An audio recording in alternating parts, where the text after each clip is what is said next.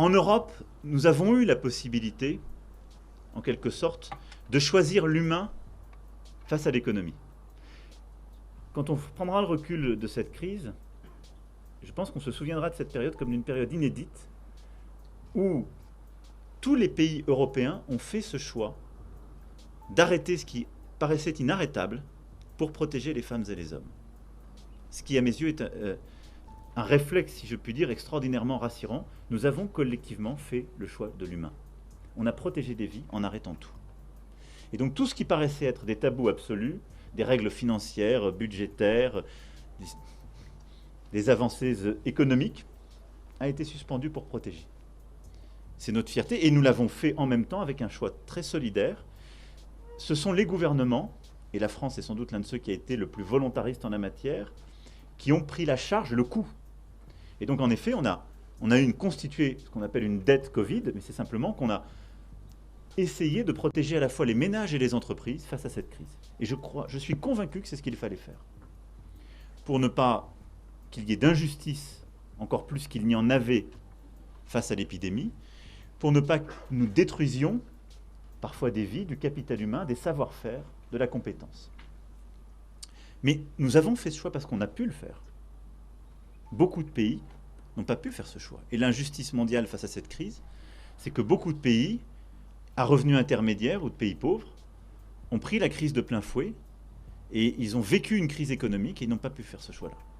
Et donc c'est aussi pour ça que si nous voulons un ordre mondial et une coopération internationale qui se tiennent, nous devons de la solidarité dans le contexte de sortie de crise.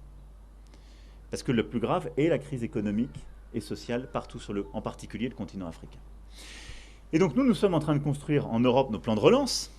Dans quelques jours, on aura la première émission européenne commune, ce qui est une révolution pour l'Europe, qui est la conséquence de nos décisions de juillet dernier. Le 1er juin, vous aurez les premières émissions communes sur les marchés de l'Europe. C'est historique. Mais dans le même temps, nous devons bâtir les éléments de notre solidarité avec l'Afrique. Et ça, c'est la poursuite justement de l'initiative ACTA, et ce qu'on a fait quelques jours en France, qui était le sommet sur le financement des économies africaines, où le président sud-africain était venu. Et là-dessus, quelle est notre stratégie? C'est de tout faire pour mobiliser les financements internationaux afin d'aider l'Afrique à rattraper l'effet du Covid. Et on connaît les chiffres. C'est au moins 290 milliards de dollars entre maintenant et 2025. Et on est très loin d'y répondre. Et donc c'est pour ça que nous soutenons un choc macroéconomique massif à destination de l'Afrique, avec une émission de droits de tirage spéciaux au FMI, où les États les plus riches donneraient les leurs vers les pays les plus pauvres. Si la mécanique se tient, c'est 33 milliards simplement qui va à l'Afrique sur ces 650. Nous, ce qu'on dit, on va rendre une partie de nos droits. Si tous les autres font comme nous, on atteint 100 milliards pour l'Afrique. Hier, le président Ramaphosa m'a posé un défi, c'est d'aller plus loin encore. Donc je vais le relever. Mais il a raison. Ça, c'est le premier levier. Le deuxième, c'est de moderniser les règles. Banque mondiale, FMI, c'est d'essayer de réfléchir sur une partie de la vente des réserves d'or du FMI, parce que c'est un point essentiel si on veut mobiliser plus d'argent, et cet or a monté pendant la crise, donc autant l'utiliser. C'est aussi comment mettre ces droits de tirage spéciaux dans les banques de développement régional en Afrique, et donc d'inventer une nouvelle ingénierie financière pour aider l'Afrique aussi à se développer elle-même. C'est de mobiliser également les financements privés, et donc avec la SFI, l'AFD, nous avons mobilisé une initiative pour lancer l'entrepreneuriat en Afrique, et on a 1 milliard d'euros qu'on va mobiliser pour accompagner les entrepreneurs, justement, qui sont les plus à risque, pour un peu avancer sur leurs différents marchés. Cet ensemble, c'est ce New Deal économique et financier qu'on a lancé à Paris. Il est extrêmement important, et en Afrique du Sud, il y a un point d'appui essentiel. Je pense que si, dans les prochains mois, on ne fait pas ce changement, qui est un changement de cadre conceptuel, de relation à l'Afrique, d'ambition, nous prenons une responsabilité colossale, parce qu'on condamnera l'Afrique à vivre durablement dans une crise économique. Il ne faut pas se tromper sur les chiffres.